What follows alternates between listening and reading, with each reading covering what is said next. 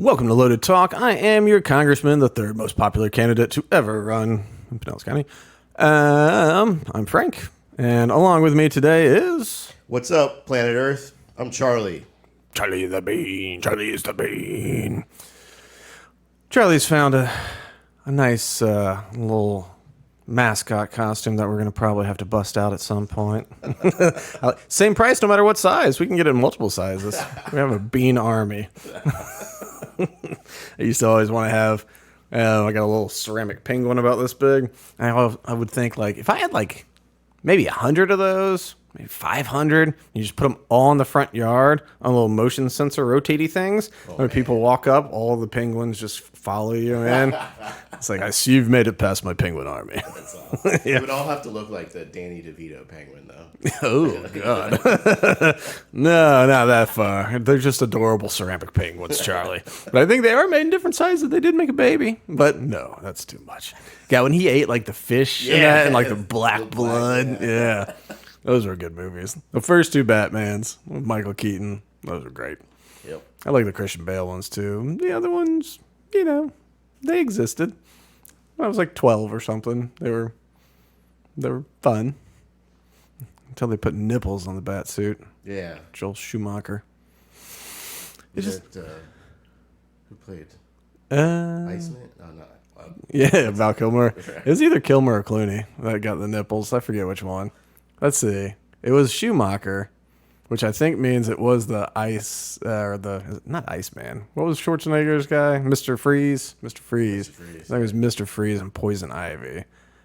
So I think that was George Clooney.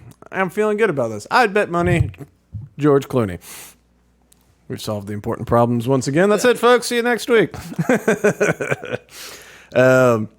So this has been an eventful week. Not all weeks are so eventful.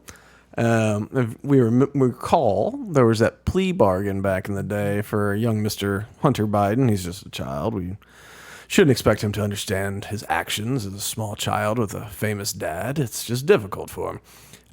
But that plea deal fell apart because it was crooked.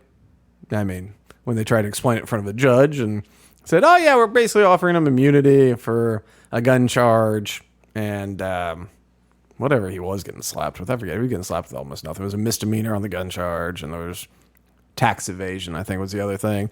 But it was basically like, all right, plead guilty to these, and then I can never be charged with anything again. And the judge is like, is that what this says? And the DOJ is like, nah. And then Hunter's lawyers were like, yeah, no. And so as late as, I think last week or something, I think maybe I mentioned it in passing last week for the show, he still believes that he has immunity from that plea deal that was never signed. Like Hunter Biden thinks he's got immunity. Well, on that note, this is from the old Breitbart. Hunter Biden indicted on 3 firearms charges, no tax or FARA violations. So he's charged with 1 count of false statement and purchase of a firearm, 1 count possession of a firearm by a person who's an unlawful user or addicted to a controlled substance, like crack cocaine, and 1 count of false statement related to information required to be kept by federal firearms license dealers. Hunter could potentially face prison time. What do you think? You think he's going to face prison time on this there, Charlie? No. Oh, what a shock. But the indictment did not include any Foreign Agents Registration Act or tax violations. Yeah, whatever. Fell apart. That's just about how everything fell apart. So basically, all right. So now he's actually catching some charges. Okay. Like, I think it's just part of the game. You know, they're going to, the fact that they're not lumping in the foreign registered agent stuff in this is interesting to me because they did testify to that judge when the judge was asking if there were any currently like active FARA investigations with Hunter Biden, and like the DOJ had to be like, well, yeah, and they're like, well, what are they about? Like, we can't talk about it. But yeah, there's open investigations. And then the taxes they just totally left off, which either means he's going to skate on it, or it could be because of all that IRS whistleblower stuff that's popped up. Actually, was this one of my things? I mean, look through my little stack of things, my pile of tings. No, well, so not Weiss, the IRS whistleblower who said that they were investigating Hunter Biden, or they wanted to investigate Hunter Biden for things like tax fraud and possible money laundering and all this kind of stuff. They said, like, well, I wasn't allowed to. Like, it wasn't my call. Someone else, or maybe it was the DOJ financial. Anyway, there's whistleblowers. IRS were saying, like, we tried to do stuff, but we weren't allowed to. It was clear that the DOJ didn't want it done, and it wasn't going to get done. Merrick Garland came out, and he was like, hey, like he was given all the authority in the world. And, like, did we talk about this last week where it came out, like, they did a FOIA request, and ends up there's no paperwork that says that dude was authorized to do anything. And then, like, the guy that was testifying, I was like, no, I took, like, really good notes that meeting. And, like, I wrote down here, like, he is not in charge or whatever. Like, someone else, like DOJ, saying no. Like, but that this guy, was that who David Weiss? No, David Weiss is the investigator. Anyway, the whistleblowers just, wrote down, like, okay, this dude doesn't get to say so. And, like, he took the notes and then he emailed the notes to people in the meeting to say, like, just to be clear, like, this is what we talked about today. Here are my notes. He typed them all up, sent them, which is not uncommon for people that are note-minded and organized and good like that. I am not one of those people. So he sent that. Well, this week, he provided the actual handwritten notes where he's just like, no, here they are. It's like, and then you can compare them to what he sent, and, like, they're, it's handwritten notes, so they're a little sloppier and all that kind of stuff. But now there's all these notes where it's just like, so FOIA says, like, the DOJ has no record that Merrick Garland ever authorized this dude to do anything, let alone have just carte blanche. Maybe that is David Weiss, who's the investigator. That's why he's a special counsel now. But, like, he was never given that authority. And Merrick Garland said, like, oh, he was clear. He had that authority. He definitely had that authority. And so now it's like the whistleblower is like, he didn't know it if he had it. And it didn't seem like he had it because nothing ever got, approved. And now, like, all the notes are there. So it's just like, yeah, okay. So that was crooked. So maybe with that, that's why those tax charges aren't brought up, because, like, maybe there's just more charges on the way. And did anyone else financially benefit from those? Perhaps the sitting vice president at the time, Joseph Robinette Biden Jr. Robinette's a very masculine name. I love how you accentuate it while saying it. It's great. Robinette, man. That's slave owning ass Robinettes. They were. That's provable. They own slaves. So Hunter got slapped with some charges. Probably they'll just bring up the plea again, start the whole thing from scratch, and plea it down to some misdemeanors like they already offered him. So I don't think that's going to be the biggest deal for old Hunter.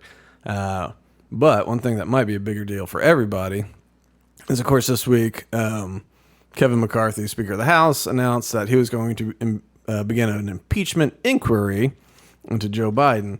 And which is not an impeachment. This is the impeachment inquiry precedes the impeachment. You basically get better subpoena power and all that kind of stuff as the sitting members, and so you get to call people in who might be able to say, like, oh, this doesn't really pertain to the official business of the Congress, so I don't have to show up, type thing. But with an impeachment inquiry, now it's got more teeth, and you can, like, say, no, you do need to show up, and if not, we'll find you in contempt, which, unless you're Steve Bannon, doesn't seem to matter to anybody. Like, is Steve Bannon the only one that's ever been to jail for contempt of Congress?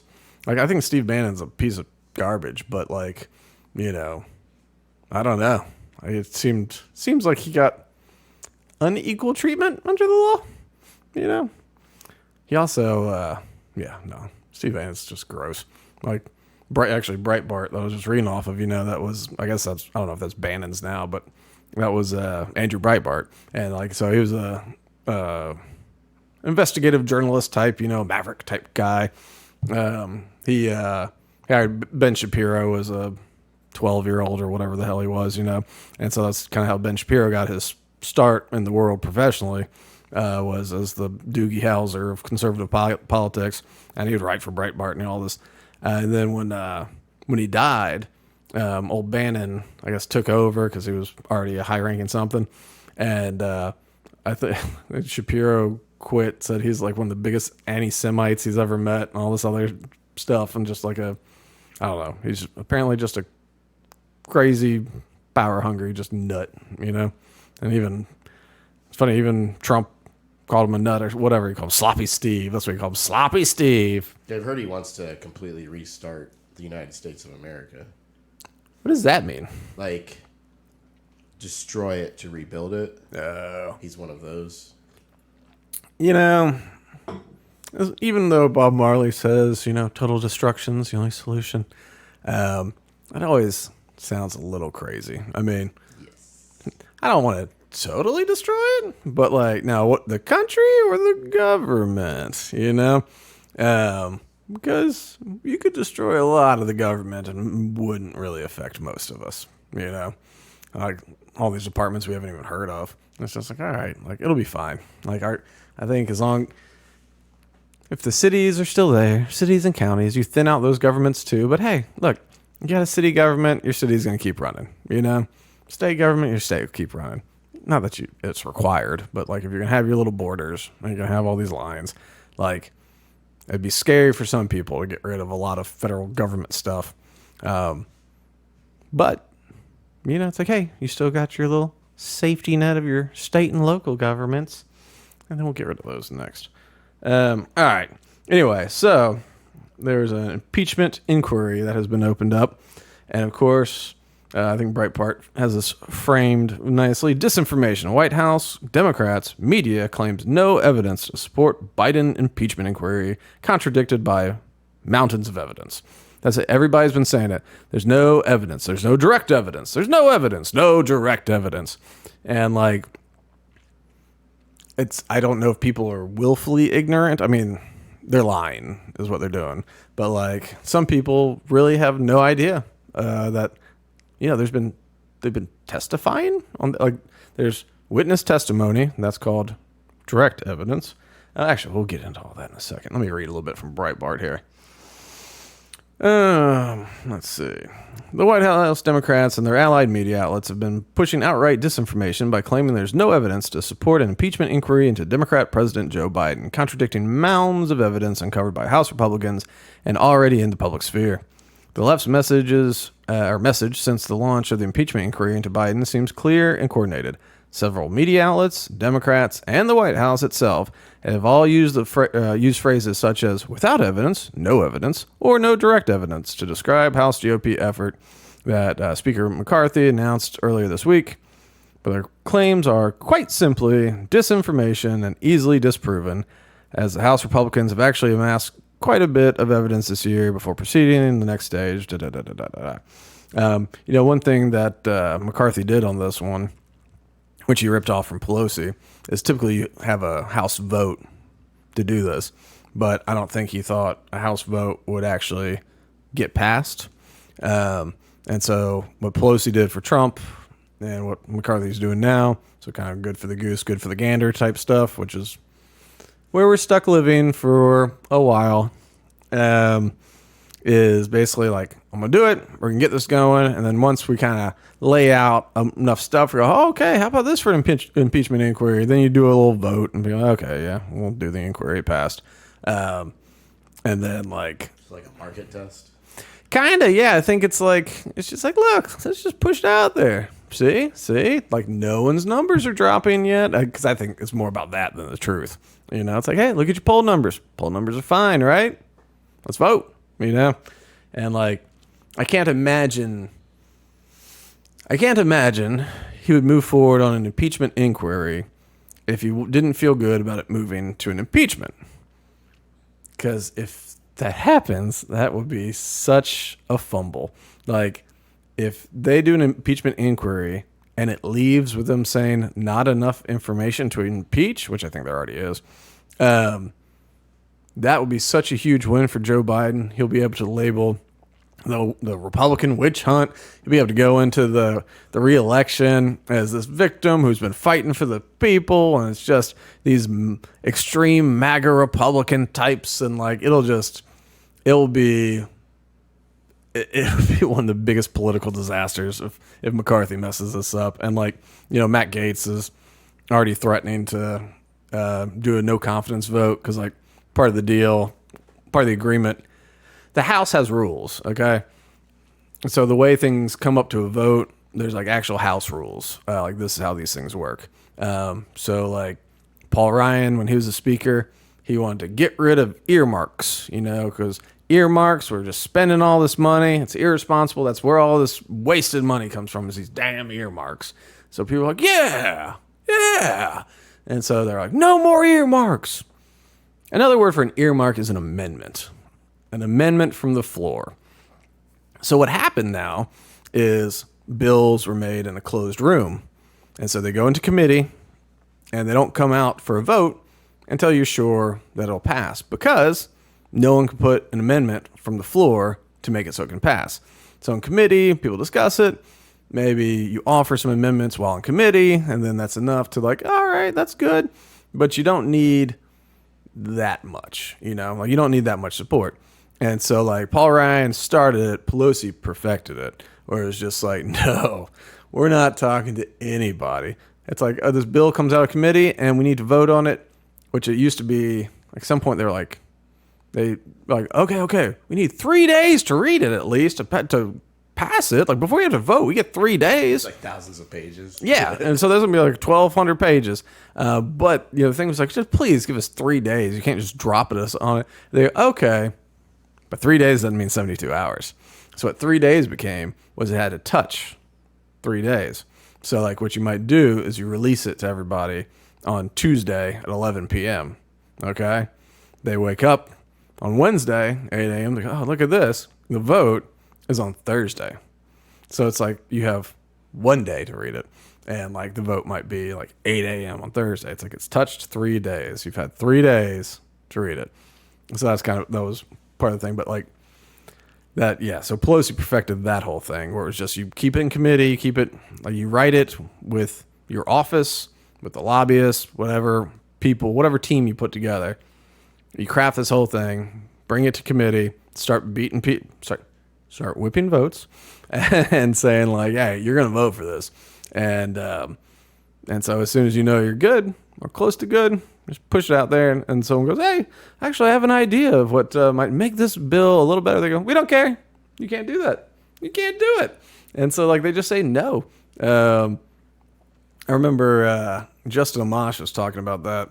There's some bill that was coming up, and he was not going to vote for it, but he was like, hey, I got this amendment. If we can amend this one part, like I would vote for it, and I think some other Republicans would vote for it. This was either when he was still a Republican or after he became a Libertarian, I forget. So he presents this idea, and I think Pelosi was the speaker at the time. Yeah. And she goes, I don't want your vote. That was it. I got this thing where I think we can get more people involved with this bill. I'd just like to submit an amendment. And she's like, I don't want your vote. I don't care about your amendment. I'm like, oh, okay. Like she knew she had enough already. She didn't care. Yeah. The Democrats had enough votes. So it's just like, I don't want your vote. I don't need your vote. Why would I want your vote? Who cares? Vote for it or don't. I don't care. So like, anyways, all that to say that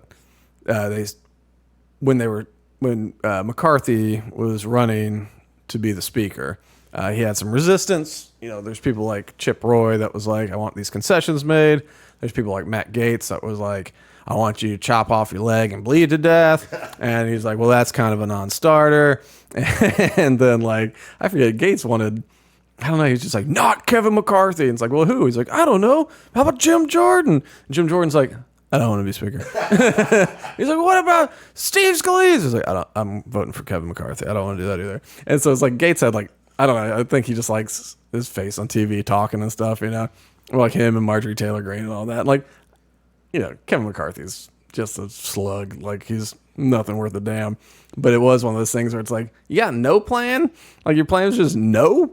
Like, at least you could say, like, how about Chip Roy? And, like, Chip Roy, I don't even think wanted it. Be like, all right, you can put my name in there. But anyway, he didn't really have much of a plan. But part of the rules they worked in there so that McCarthy could get the votes is that voted no confidence for the speaker now only requires one person submitting it. And so now if he messes around, anybody like Matt Gaetz or whoever can stand up and go, no confidence, let's have a vote to remove him. And like, even if he survives it, it's, a distraction, and it'll be one of these things it can happen as much as possible. And so Gaetz has been threatening that kind of stuff right now. We're like, what is he even talking about? I'm like, Mr. Speaker, if you do whatever, I forget what he's talking about. But it seems like, I think this impeachment inquiry, which like a week ago, McCarthy's like, we're not going to do that. And he's like, yes, we are. And so I think part of it's just like, damn it, Gaetz, why don't we do an impeachment thing? Like, I'm not going to do something. I think it's about the continuing resolutions or something, some spending thing. But I think this might be a red meat feeding to the Gaetz crowd. I don't think it's going to work. Okay, let's see. Okay, I don't care about that. Well, McCarthy launched it with a public comment. Where are we? I don't care about this. This new conduct in the House. Gets the evidence pointing towards Joe Biden's involvement in the family business includes, but is not limited to, photos, text, video, bank records, and audio recording, alleged bribes, along with IRS and former business partner whistleblower testimonies. In addition, the House Oversight Committee on Wednesday unleashed a 20-point memo that details evidence of Joe Biden's involvement in his family's influence peddling schemes. In addition, a letter from Joe Biden to Devin Archer, Hunter Biden's business partner, during his vice presidency was made public after Archer's interview with former Fox News host Tucker Carlson on X, the platform formerly known as Twitter. Archer's Carlson interview came after testimony he gave to Congress. Both his testimony and the letter in question are evidence against the president. What's more, testimony from an IRS special agent turned whistleblower and handwritten notes he took that were made public this week are further pieces of evidence. That just talks about J.D. Vance. Is kind of like, hey, there's evidence. But yeah, so like everyone from the news, NBC News, Yahoo News, the White House, they're all using the exact same language, which is just they're moving forward without evidence. There's no direct evidence. If you will switch to the Cornell Law School, just because direct evidence is actually a thing. Because they go, oh, there's no evidence. They go, oh, there's no direct evidence. And people go, yeah, you don't got a smoking gun. Are we a cookie trap? Cookie monster. But so here, direct evidence, according to Cornell Law, where what's his face from The Office went. Direct evidence directly links a person to a crime. It demonstrates the ultimate fact to be proved. I don't care about that. Direct evidence is the testimony of a person who claims to have personal knowledge of the commission of the crime, which has been charged, such as an eyewitness.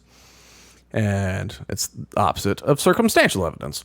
So the thing is, we have witnesses. I mean, we have Devin Archer, who has testified to Congress.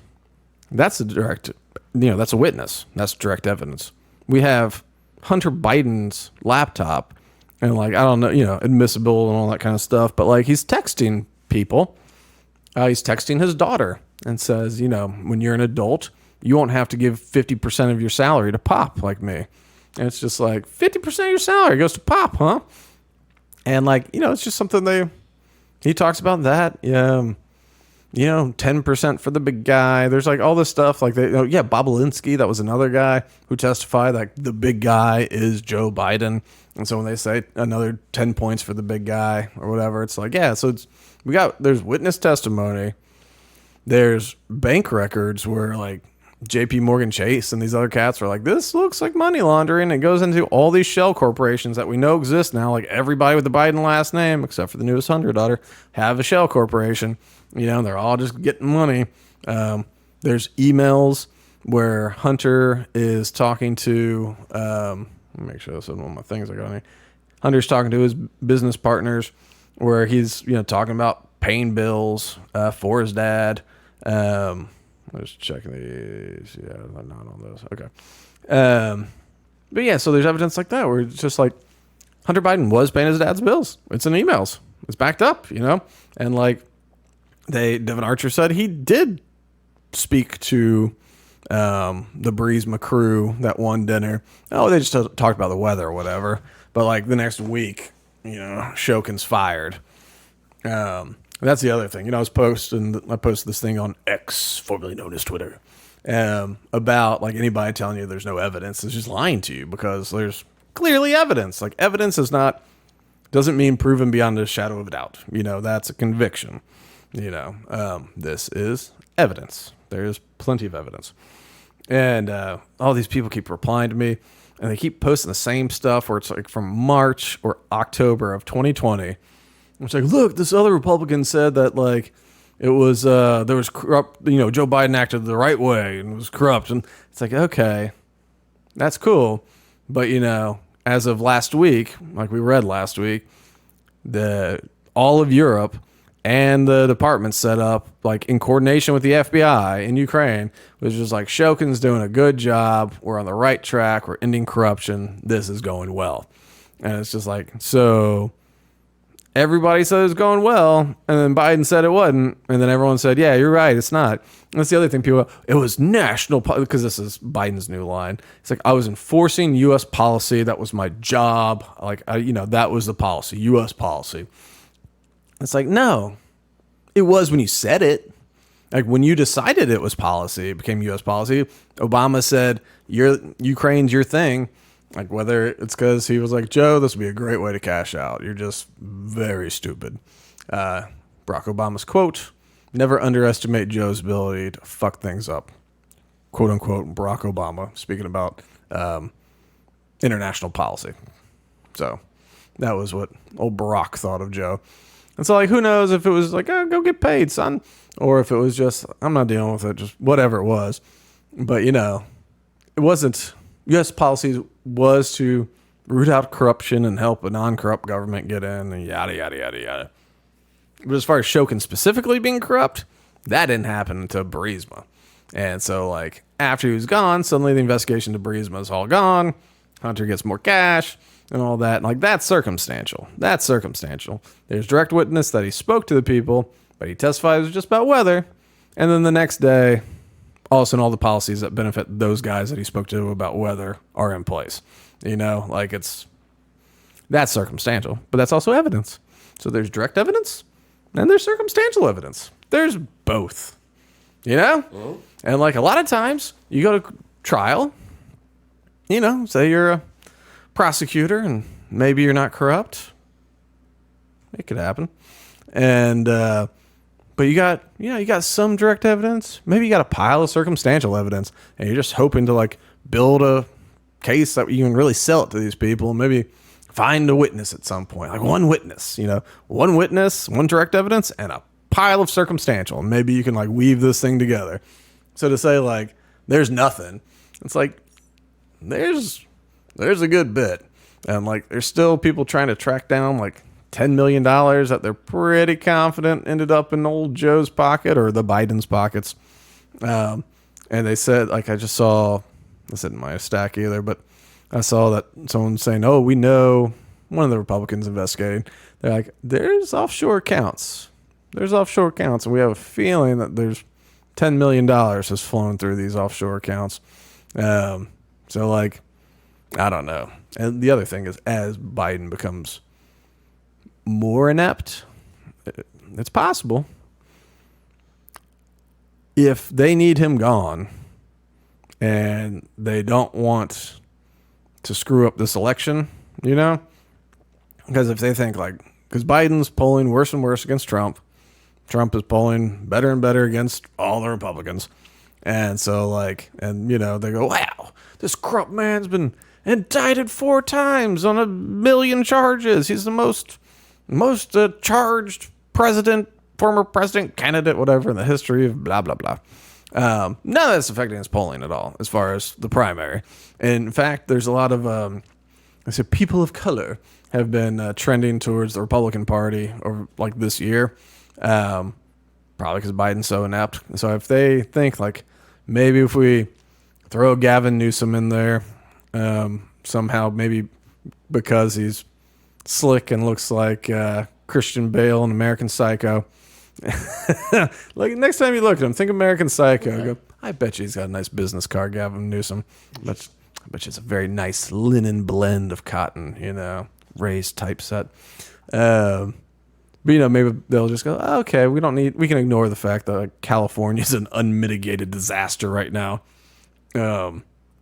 Between like LA that has the homeless encampments under every overpass, or San Francisco, and like it's just getting worse and worse and all those just with the homeless issue.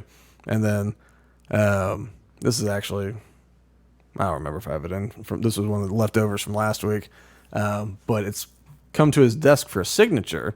There's this law that we may have talked about months ago, but it passed the House and the Senate, the State House and the Senate in California now. So it's going to Gavin Newsom's desk to sign, and it's that if you are a parent and you don't affirm your child's gender identity, that will negatively affect you in a custody hearing and be treated comparable to like neglect abuse.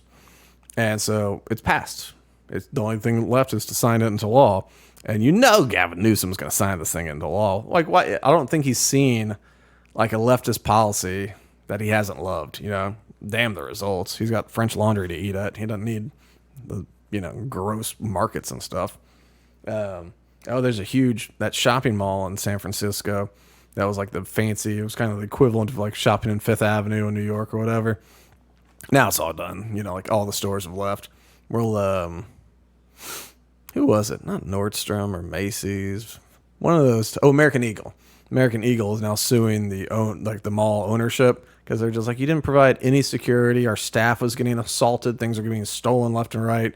And granted, you can say it's city policies that got you there, but you only have a certain amount of recourse when you had to end a lease early and lose all this money. So it's like, yeah, sue the mall owner. Make that mall owner sue the city. Whatever, pass it up the line, Because then you got real damages where you go, well, I've lost all these tenants.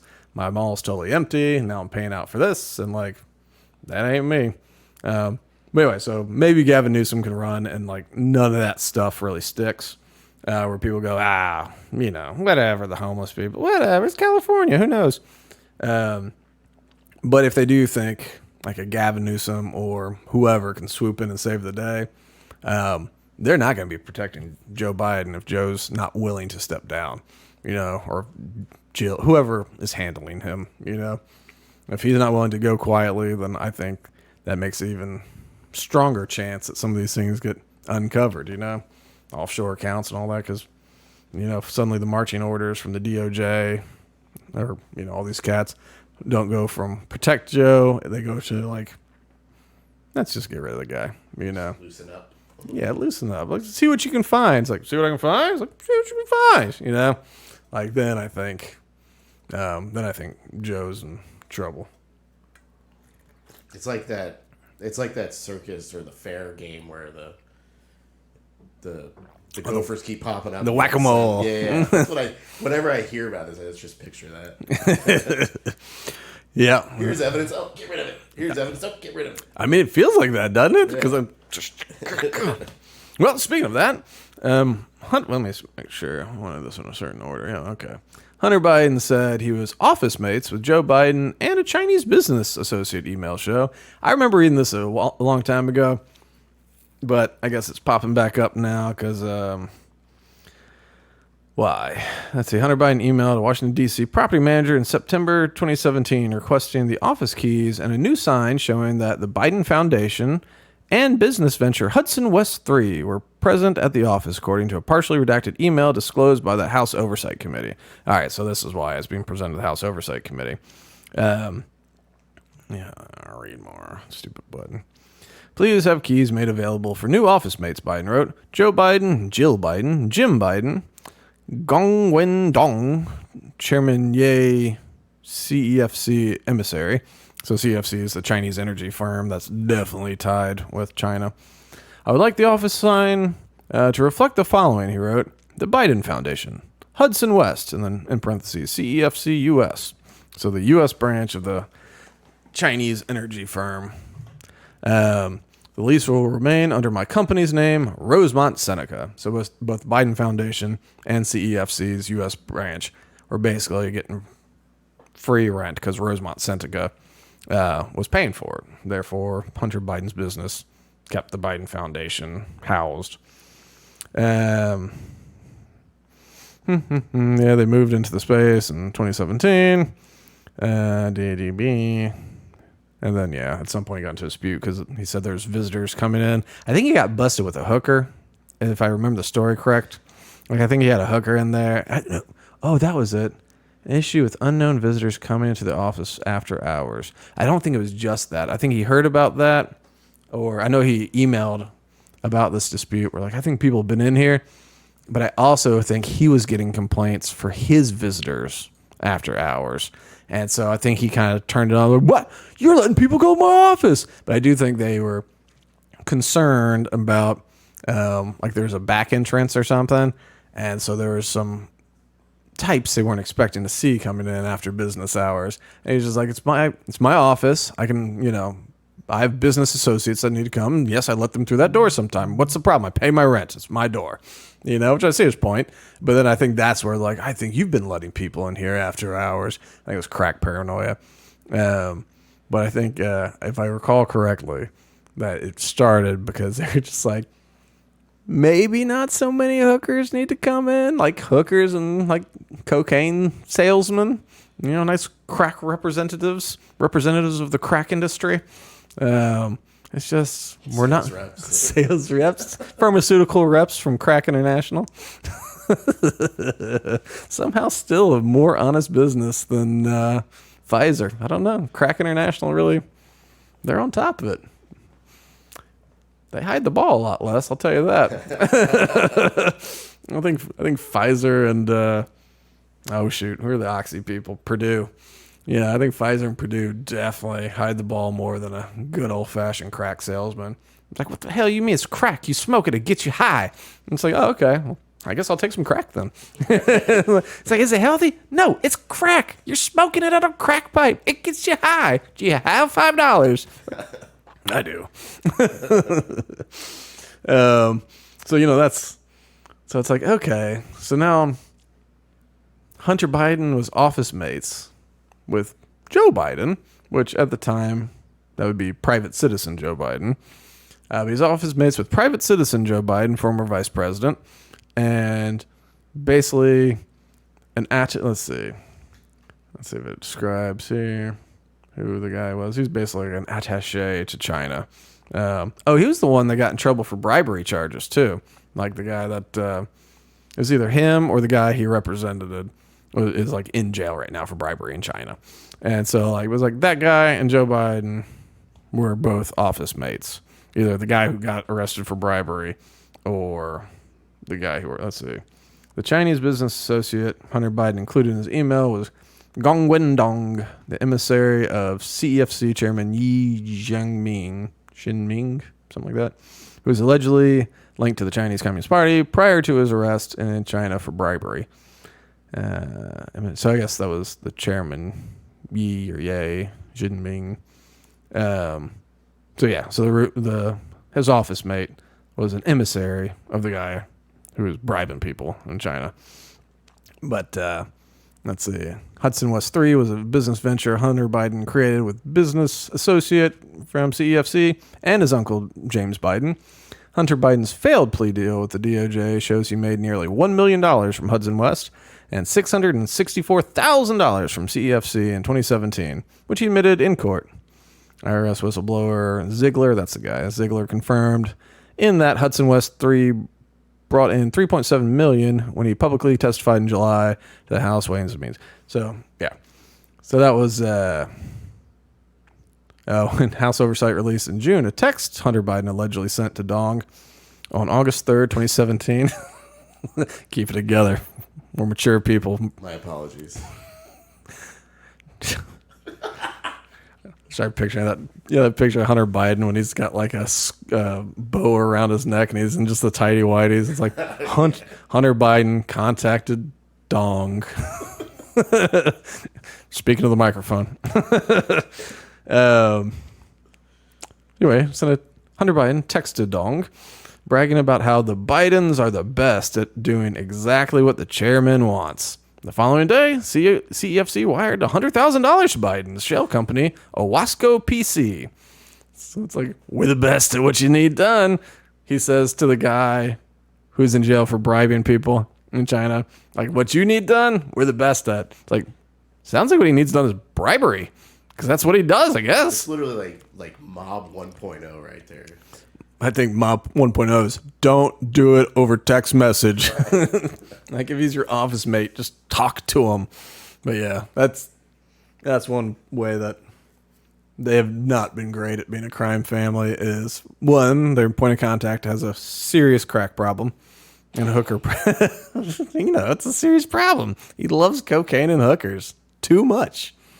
Everyone loves cocaine and hookers. I love when the camera catches Jill's reaction when she knows that her son is actively doing coke wherever they're at. Stepson. Yeah. But yeah, when she just changed it. Right. Every time. Yeah, no, it's just Hunter Biden. Because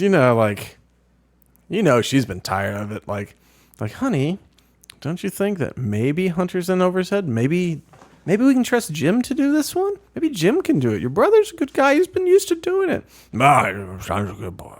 Give me some coke. I'll get it done. I'll get it done. I'll get whatever you want done.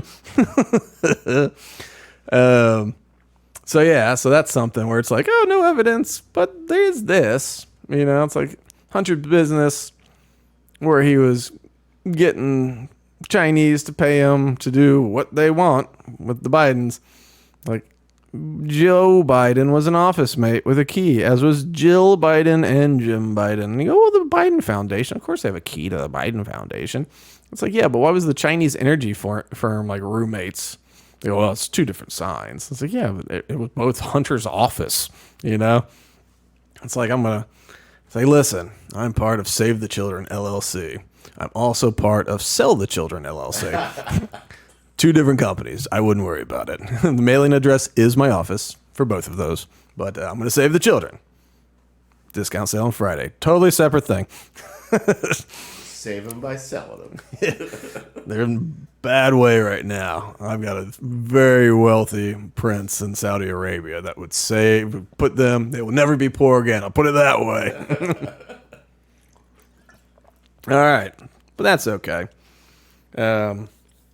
That's no big deal. But except also, just the news, Hunter Biden meeting with associates at VP Mansion underscores the role that father played in wooing clients. Joe Biden, such a wooer. He smelled their hair so good. Man, I don't care about this. I want to talk about how cool the vice president's house is at the U.S. Naval Observatory. I'm sure it's very nice. But Hunter Biden is the son of a sitting vice president. I was able to score the sort of VIP meeting inside the mansion most lobbyists could only dream of. There in 2015, the future first son delivered FaceTime between then Vice President Joe Biden, his fellow business partner and Burisma board member Devin Archer, and an international banker they were courting for business in Kazakhstan. The meeting, recently divulged by Archer in congressional testimony, is one of several that Hunter Biden arranged that delivered direct access for business partners to his powerful father as vice president. Some occurred on phone calls, others at swanky Cafe Milano restaurant in D.C., but this one in the personal residence of the vice president was taking on more significance for House investigators for the specificity of the conversation and the secretive nature of the gathering. The official entry logs released by the Obama administration do not show that the businessman banker Mark Holtzman, Archer, or Hunter was there. That's the damnedest thing. The logs just don't show it. But Archer confirmed the meeting occurred. Let's see. Holtzman wanted to advocate for former... I just jumped. For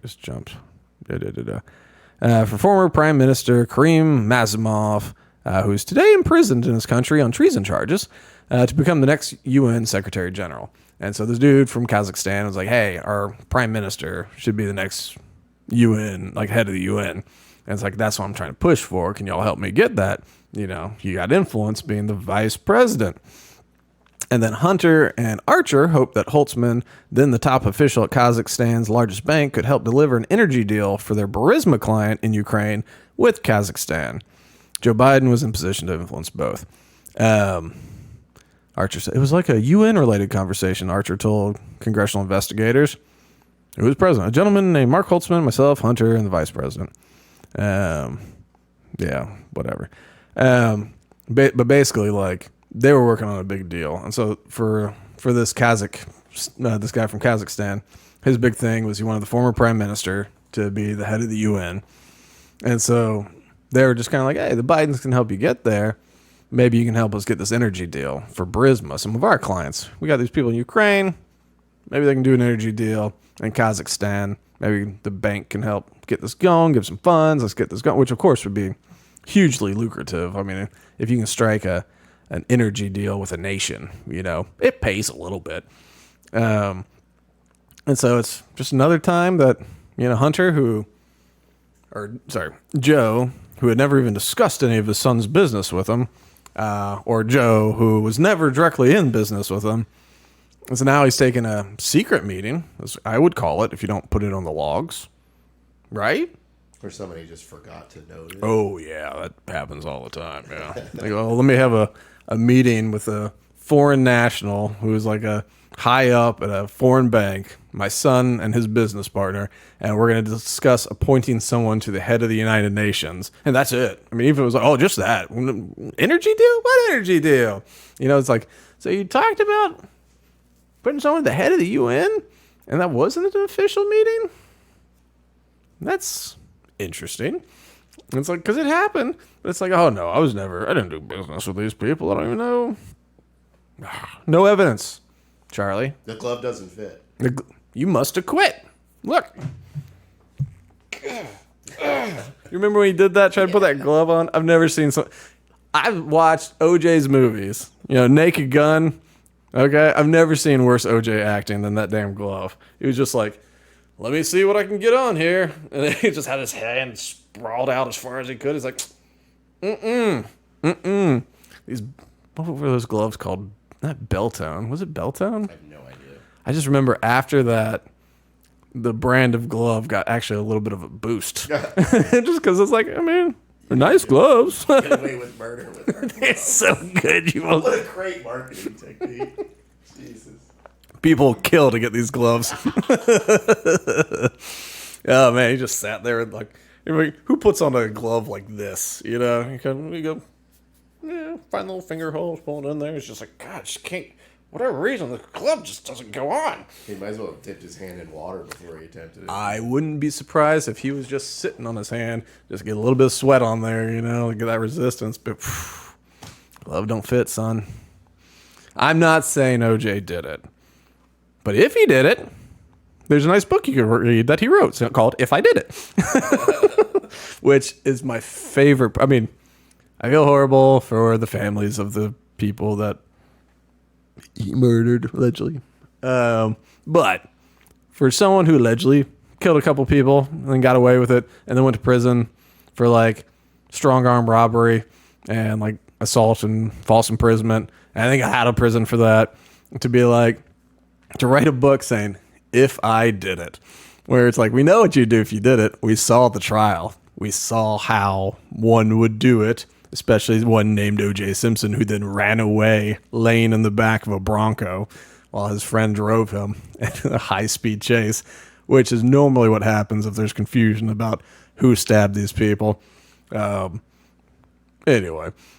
But I think the current owners dug up the backyard and found the knife, if I'm not mistaken. Didn't they already have the knife, or did they never have the I knife? don't think they ever had it, but No. Now they do. Maybe. That's all right. Not guilty.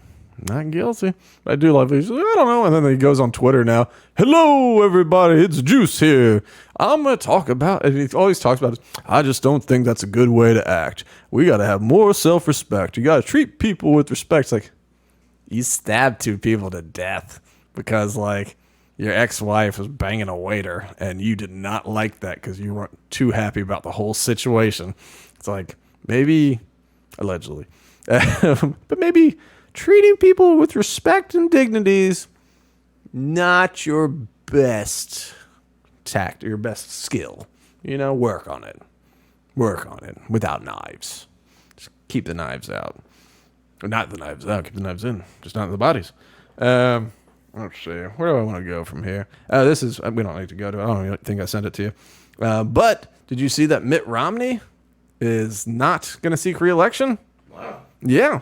His old Mormon butt is, he announced sometime this week, I think Monday or Tuesday, he's just like, hey guys, he's like, if I ran for re-election, then I would be 84 in the middle of my term, and I think it's time for the new generation to step in, make the laws that are going to affect them for the rest of their lives. Like, but I'm not retiring yet. I'm going to be here until the end of my term, fighting for you people. And so, of course, everybody, I don't know if anybody likes Mitt Romney. I mean, I don't think Democrats like him. I remember when he ran for president, they like it when he says mean things about Trump. But remember when he ran for president? They called him all sorts. He was homophobic. They said he bullied that kid. I think he held some kid down and shaved his head, like in boarding school or something like that. There was something where a bunch of kids, they hazed some kid and shaved his head. But I think maybe the kid was gay, or maybe they thought he was gay. I don't know. They were 13 years old or something. And then there was that thing about him going on family vacations. Like, yeah, you just put the dog cage on the top of the car or on the top of the station wagon and you drive. And people are like, you tied the dog to the roof of the car? And he's like, yeah, that's what you did. And it's just like, everyone's like, that's weird. And maybe people did that back in the 70s or whatever it was, 60s, 70s. Maybe do tie a dog to the roof of the car. I don't know. Sounds strange to me. But yeah, Joe Biden said if Mitt Romney was elected, he'd put y'all back in chains. Wow. Yeah, that was if Romney's elected, black people will be enslaved, literally, said Joe Biden. So I can't imagine, and I don't think many Republicans like the guy. And he's just, I don't know, he's just one of the biggest tool turds out there, So I don't know if anybody's going to miss him, but rumor is maybe he was about to get primaried pretty hard this time around. So it's either that he's stepped down to be the good guy that said, I don't need this power. The next generation needs to make these rules, and he can paint himself as a good guy. But I think he was about to get his butt owned in a primary where he's going to get, because it's Utah. They vote Republican 80% or something crazy like that. Getting a Democrat elected is a bit of a challenge. And if you had 2 or 3 Republicans that just went, all OJ knives out on him, it might affect him a little bit. So I think he thought he was going to lose a primary and be disgraced from it. But he stepped down, so I'm happy about that. I'm happy every time that any of them step down. What do we want to talk about? We're going to talk about the disaster ahead there. And we can talk about...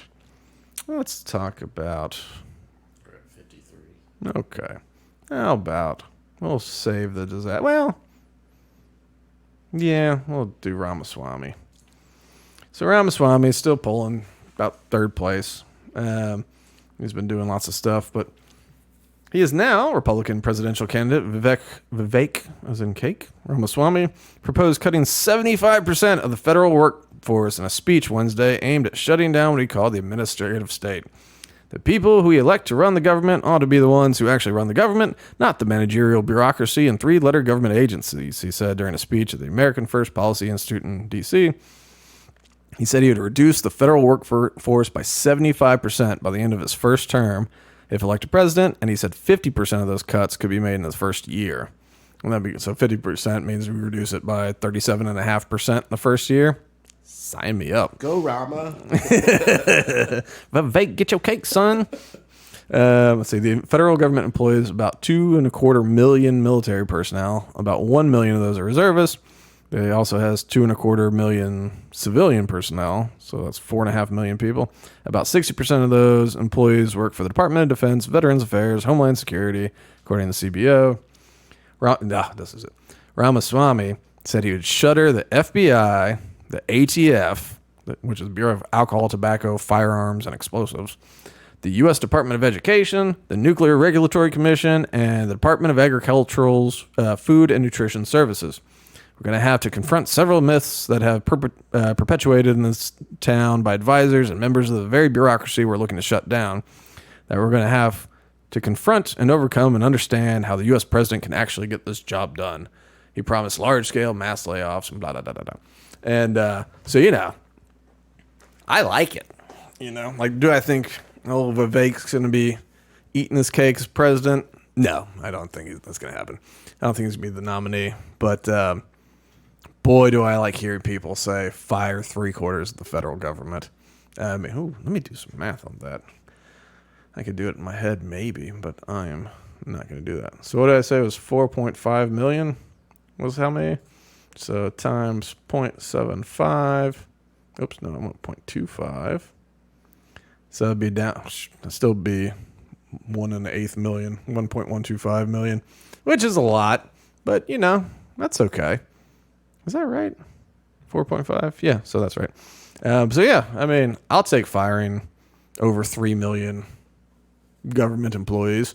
And really, if you think about them saying that like 1 million reservists, so that's like 1.5 million like active or 1.25 million active duty with 1 million reservists. So if you look like total federal employees being down to 1.125, it's like, all right, well, it's almost all the military.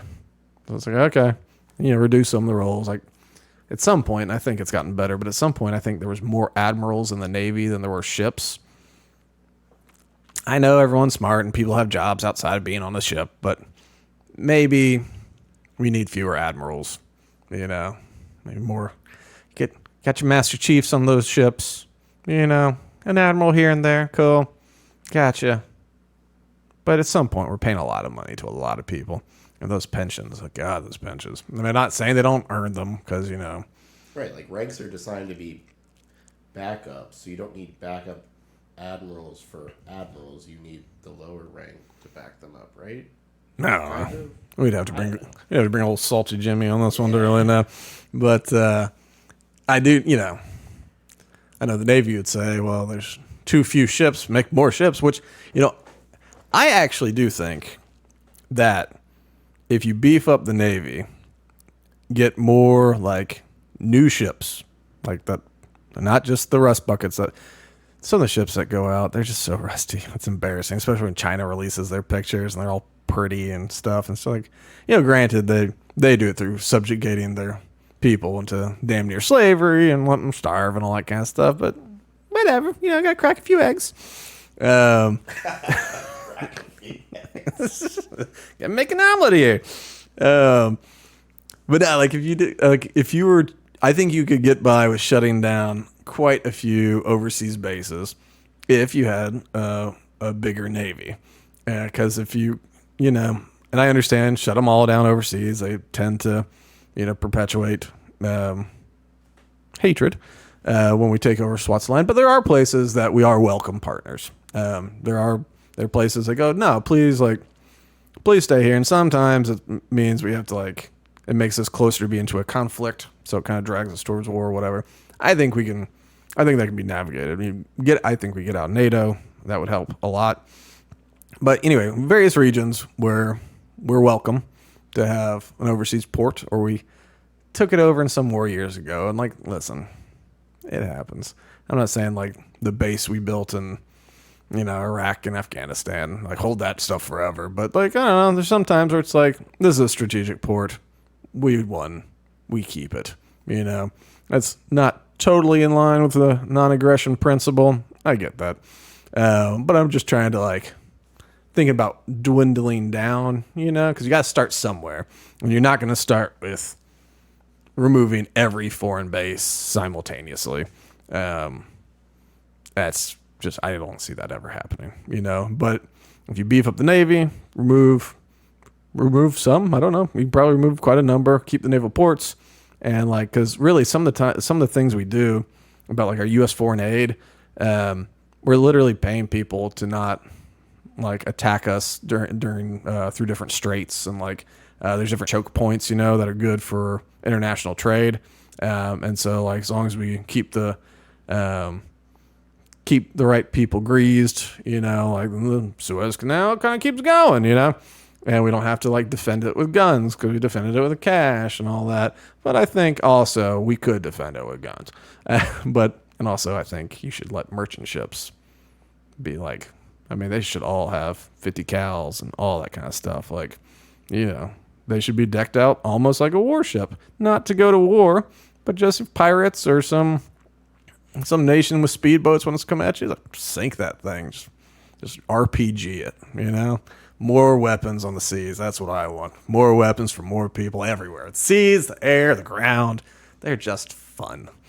It's fun. Ships sitting deep in the water, not because of goods, but because of guns. Yeah. It's like, listen, we used to be able to bring, 150,000 tons.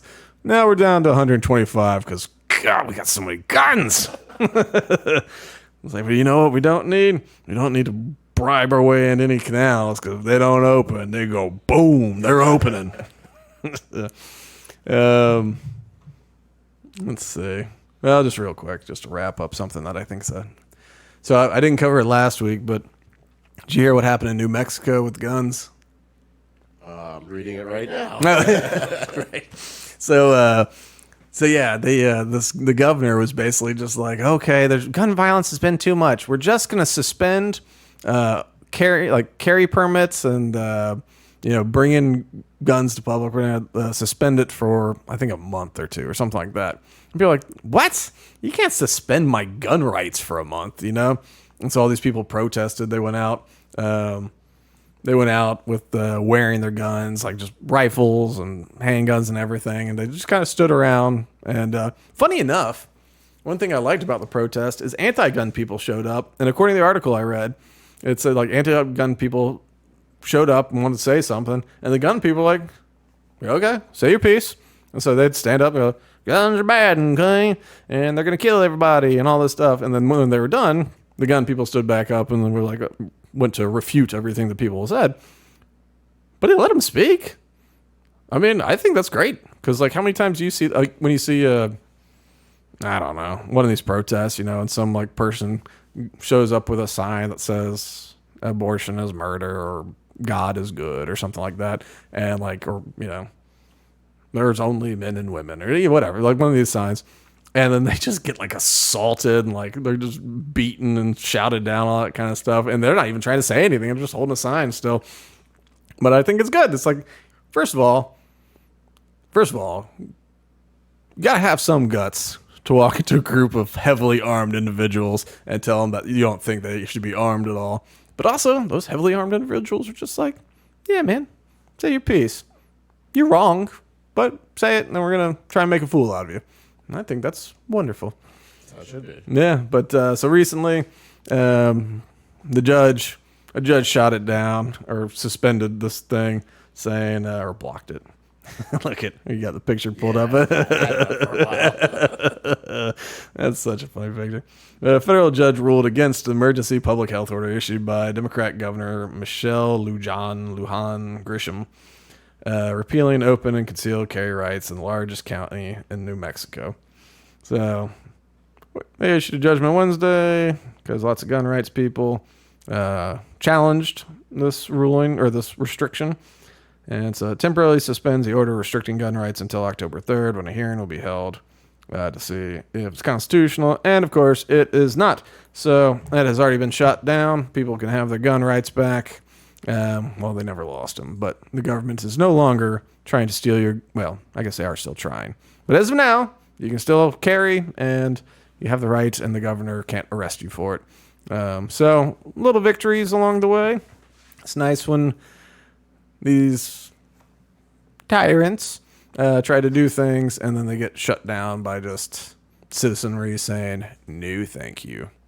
All right. Well, I think that's going to do us for this week. We got, of course, the Buccaneers won their opening match against the Vikings.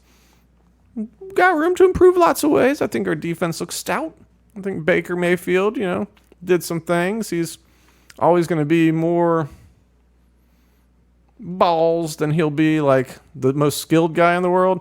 But, it's also going to end up, he's going to get interceptions because of it. Because he's always been like a confidence guy, But he had that nice run that like sealed the game where it was just like, God, he got like flung to the ground, but got the first down, you know?